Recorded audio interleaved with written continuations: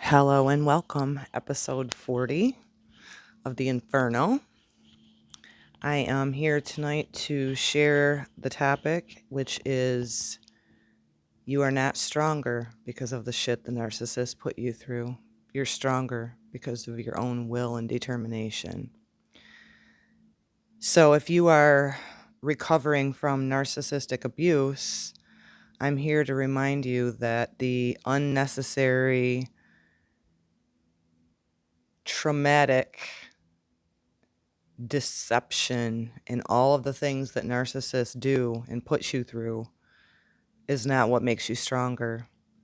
It's you. So we live in a time when it seems to me like everybody, the majority of people are treating others like they're disposable. And I was reflecting on that and I'm thinking, the advancement of technology. And because narcissists are weak people, the temptation being there is just too much for them. Of course, this is free will choice that they've given themselves over to the reprobate mind, but I was reflecting on my resilience. I was reflecting on the inner core strength that I have, the will that I have, the determination. And so if you're newly out of a situation with a narcissist, you may not feel that right now. And that's an imperative time to make sure that you're super gentle with yourself. Whether you woke up to the realization that you were with a narcissist and you left, or whether you were brutally disengaged and discarded by a narcissist, and I'm very sorry if that happened to you. Either way, you were with a narcissist. If they discarded it, you and disengaged from you and bounced out to their next supply, then you realize and come out of the fog of, wow, this wasn't just a, you know, cheater. This was a narcissist, because the fog starts lifting and you realize the shit. And 2 and 2 is finally equaling 4 to you. Because that's one of the common things that happens if you've been in a narcissistic entanglement, is that you are caught up in this fog and this post-traumatic stress, because there's so many highs and lows and highs and lows, and they keep you on that. They put you into the mother role unknowingly or knowingly, and you feel like you're walking around putting fires out behind these things. So I just want you to know, and if you don't have faith, I would suggest that you get some. Now, I don't, necessarily, it's always within. And that is one way that you're going to be able to recover and have a resilience to get back to who you truly are after you are recovering yourself from narcissistic abuse, because that's what it is. So I'm here to remind you that the unnecessary bullshit they put you through is not what makes you stronger. Your core is what's going to make you stronger, and connecting to God. So there's something within you, and you may not feel it if you're newly out of the situation. And that's, like I said, the imperative time to make sure you're really gentle with yourself, because these people can leave you feeling depressed and suicidal, and they would just as soon that you be unalived. That's how much they hate you. So tether to God. God knows our hearts, and so God knows our intentions. It's not about the outside things. And, ask for help. That's what got me on my journey. I'm also a bereaved mother, and then had a realization that I had been married to a narcissist. And so the shit he put me through wasn't what made me stronger.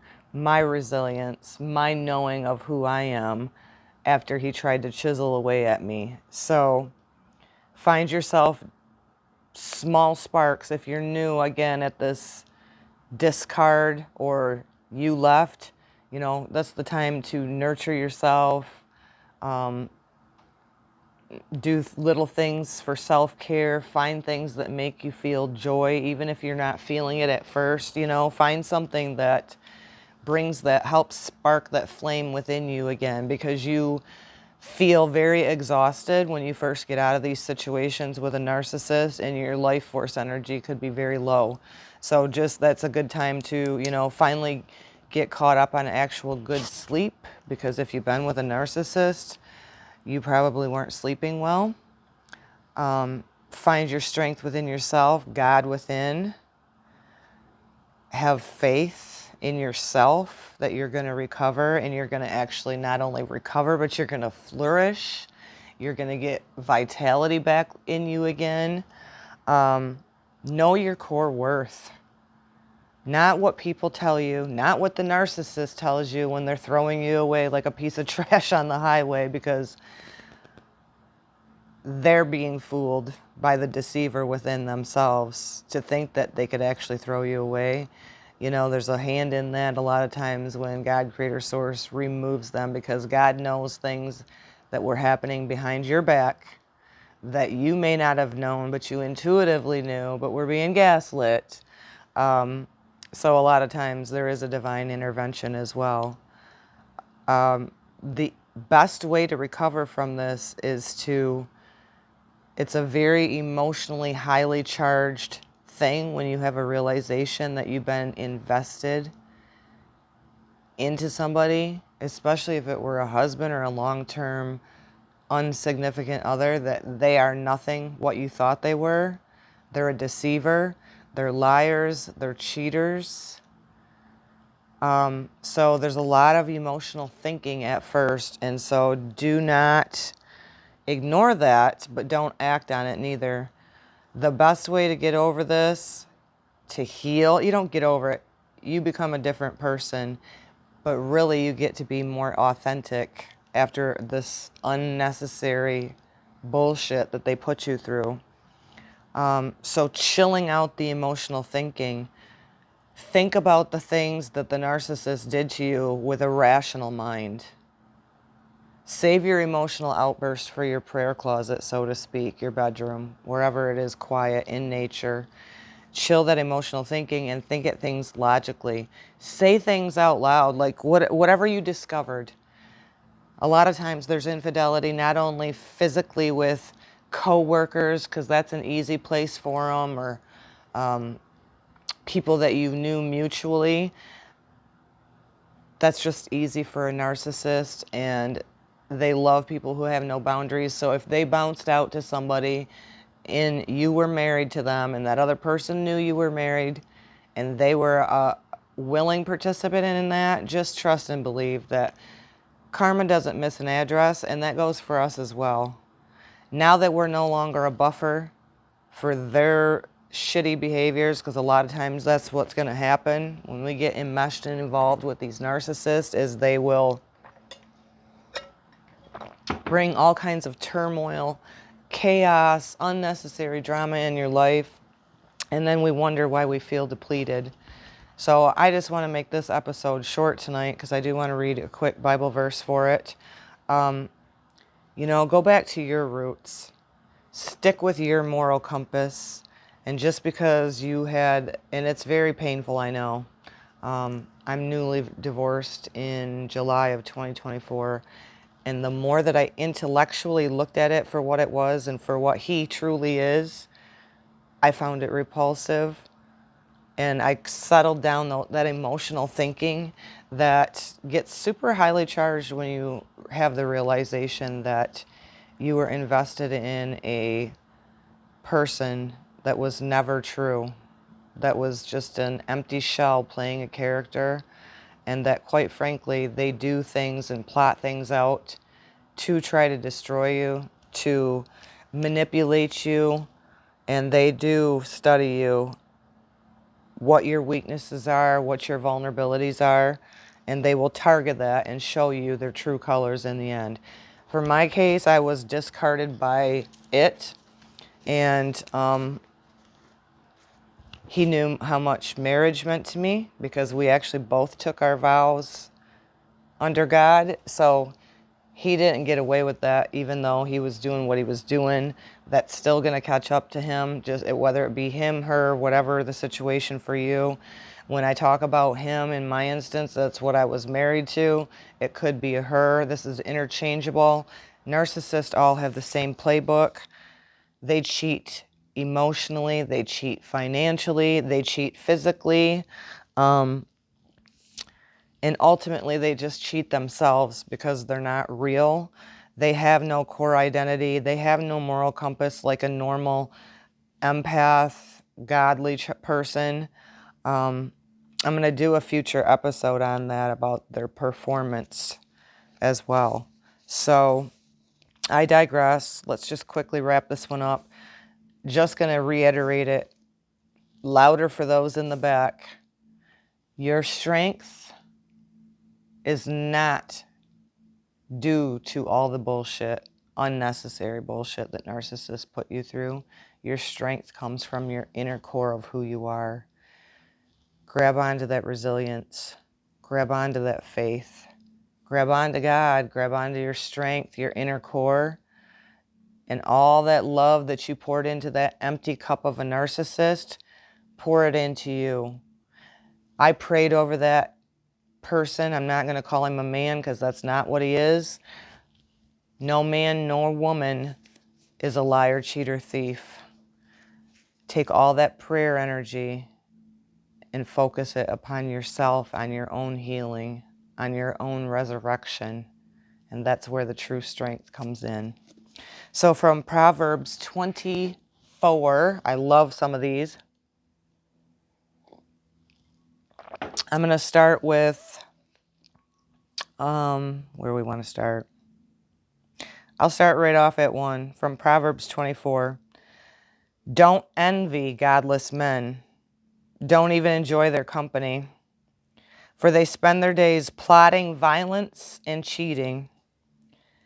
Any enterprise is built by wise planning and becomes strong through common sense and profits wonderfully by keeping abreast of the facts. Narcissists don't stick to facts, they're liars.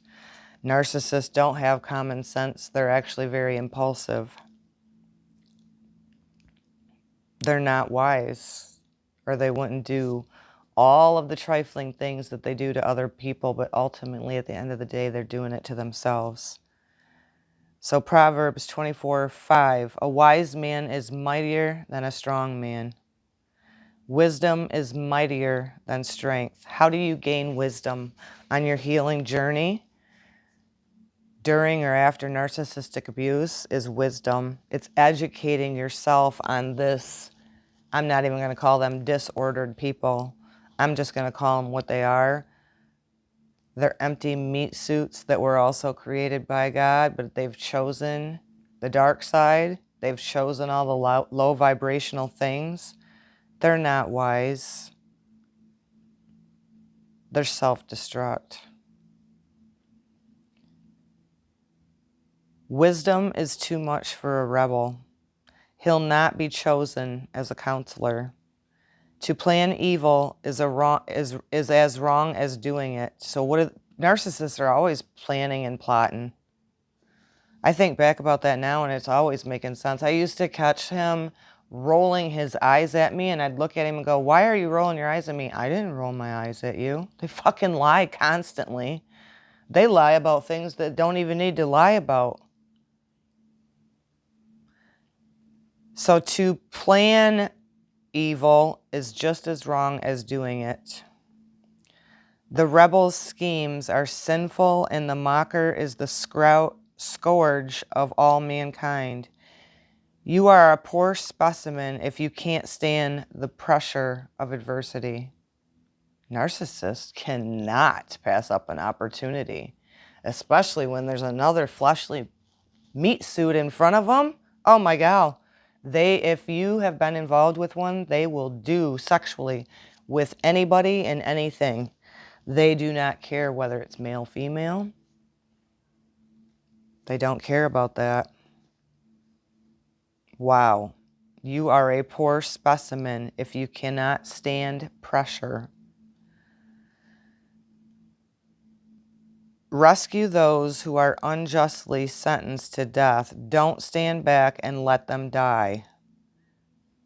If you were like me, I prayed over that thing for 13 years, and the whole time he was plotting against me, scheming, constantly bending and breaking to temptation, like weak. And I'll tell you what, it's because they've turned from God. They make mockery out of God. I used to get made mockery out of over praying. So don't try to disclaim responsibility by saying you didn't know about it. For God knows all hearts, and God knows yours. And he knows you knew, and he will reward everyone according to his deeds. My son, honey whets the appetite, and so does wisdom. When you enjoy becoming wise, there is hope for you. A bright future lies ahead. This is out of my life recovery Bible, so it may not be exact word for word out of, is this New King James or what? I'm not sure. I love it though. It was perfect and fitting for this message about strength, your strength. So here's Proverbs 24:15-16. O evil man, leave the upright man alone and quit trying to cheat him out of his rights. Narcissists cling to some good people. Sometimes they get with other narcissists, which is funny. That's just karma. That's reaping what you sow. But when you're laying in bed with a man or a woman, husband or wife, and they're plotting and planning against you, it's known. Don't you know that this good man, though you trip him up 7 times, will each time rise again? Oh, keep rising. Keep resurrecting yourself, right? But one calamity is enough to lay you low. Narcissists are full of calamity. They're full of temptation. They bend and bust. They don't have the roots, like I've said on other episodes, strong roots. The wind blows this way, they're over here. The wind blows this way, they're over here, and eventually they break.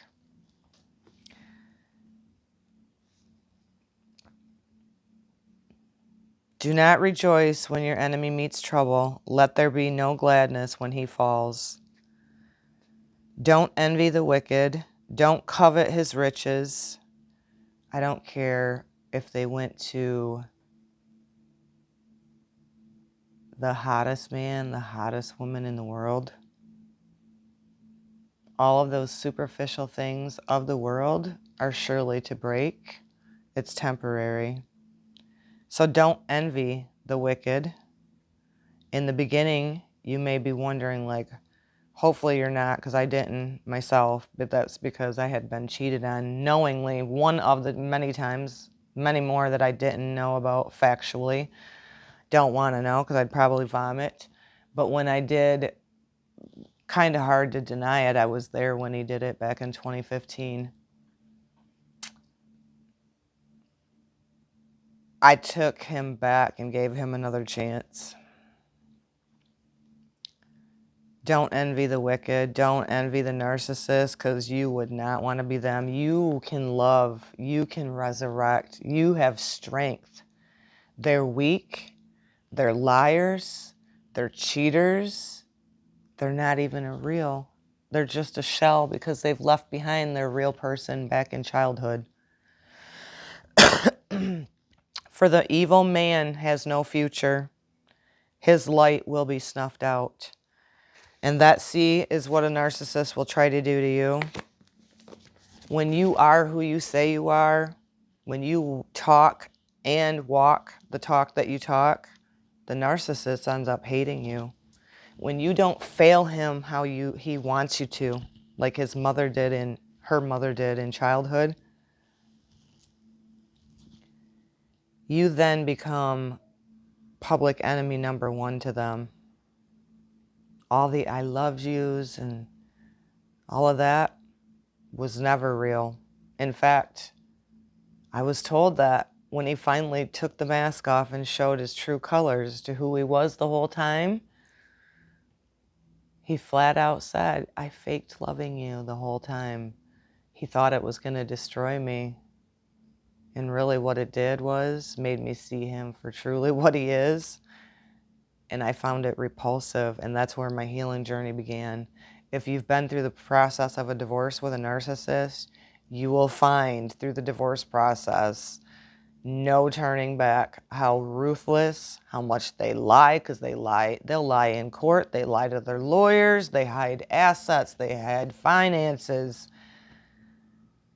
We have no business breaking bread with those type of people. So all of those years of praying over this person I thought was a husband, I've now turned to myself.